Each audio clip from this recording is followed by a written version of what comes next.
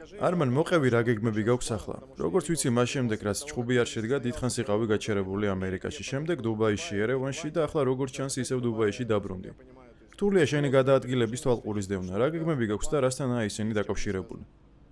დიდხანს ვიყავი ამერიკაში. ზურგს მკურნალობდი, სერიოზული პრობლემა მქონდა. ერთი თვე მათზე ვარჯის ვერ ვახერხებდი. ძალიან მომენატრა ჭიდაობა, განსაკუთრებით თავისუფალი ჭიდაობა. მან გრეპლინგზე ვმუშაობდი ზურგზე ნაკლები დატვირთვის გამო, თავისუფალ ჭიდაობას ზურგის გამო ვერ ვამუშავებდი. ბოლო თვეს დავიწყე მისი ჩართვა და ახლა ყველაფერი რიგზია. აქ საქმეების გამო ჩამოვფრინდი, სომხეთშიც საქმეები მქონდა სასპონსორო კამპანიისთვის. თავიდან დუბაიში ვიზიტი მქონდა დაგეგმილი, შემდეგ სომხეთში. დუბაიში ჩამოვფრინდი, შემდეგ სომხეთში წავედი, სომხეთიდან აქ დავბრუნდი გუშინ, ზეგ ამერიკაში გავფრინდები.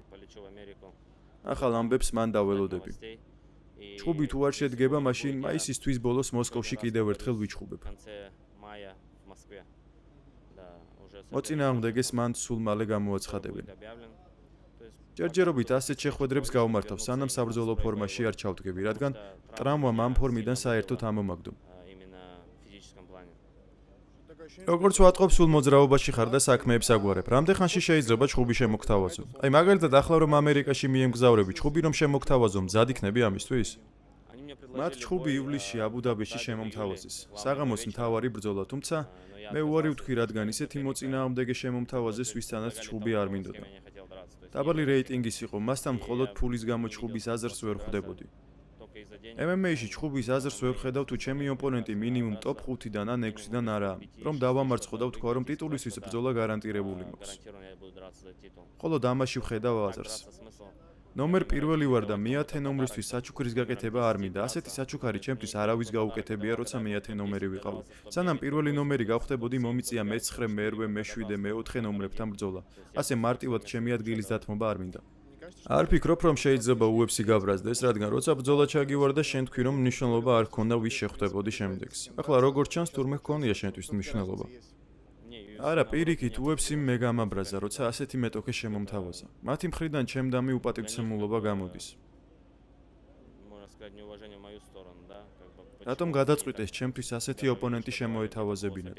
მე მეც ვიმსახურებ, პირველი ნომერი ვარ. არ ვამბობ, რომ პირდაპირ ტიტულისთვის მინდა ჭუბი, მომეცით პრეტენდენტობისთვის ბრძოლის უფლება. მითხარით, რომ როცა ამას მოიგებ, მაშინ მოგცემ სატიტულოს შანსს. ასეთი შეთანხმება არ ყოფილა. ალბათ საღამოს მთავარი ჭუბი იქნებოდა, ხო? იქნებოდა თუ ძლიერ ოპონენტს შემახვედრებდნენ ტოპ 5-ულიდან ან ვინმე კარგ მოგებების სერიებით. იმას, ვისაც მთავაზობდნენ, წაგებების სერია ჰქონდა, წარმოგიდგენია? კარგი, ჰუკერი მაინც შემოეთავაზებინათ, რომელმაც ბოლო ბრძოლები გამარჯვებით დაასრულა. თუ საიდუმლო არ არის, გითხარი ვინ შემოგთავაზეს. გამროტი. აჰა, ანუ ამ ჭუბს აზრი მაინც აქვს როგორც ჩანს. რანაირად აქვს აზრი? რევანში არ მჭირდება. სხვა შეიძლება ჩემზე მეტად ჭირდება რევანში. რატომ გაუკეთო ასეთი საჩუქარი? რას ფიქრობ, ვის შეიძლება ისლამი ახლა დაუპირისპირდეს? შეხვდება თუ არა ის ტოფურიას? როგორ ფიქრობ, სამართლიანი იქნება? კი, სამართლიანი იქნება. ტოფურია ჩემპიონია და წონით კატეგორიას იცვლის. ჩემი აზრით, საინტერესო ორთაბრძოლა შედგება.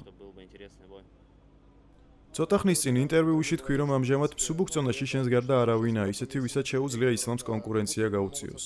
შენი აზრით, ტოფურია ის ადამიანია, ვისაც შენს მსგავსად შეუძლია კონკურენცია გაუწიოს ისლამს? თუ ფიქრობ, რომ ეს ჭუბი ნაწინასწარმეტყველი შედეგით დასრულდება? ზუსტად რომ ტოფურია შეუძლია მას პრობლემები შეუქმნას. ტოფურიას და მე, პრინციპში, ამ წონაში არ მოიძებნება ისეთი ვინმე, ვინც კარგ ჭუბს გამართავს ისლამთან. გეიჯს ვერ ხედავ მანდ ისლამისთვის ის უბრალოდ მარტივი ფულია. არ ვიცი კიდევ ვინაა. ოლივეირა უკვე ცემა. ვინ გადარჩა?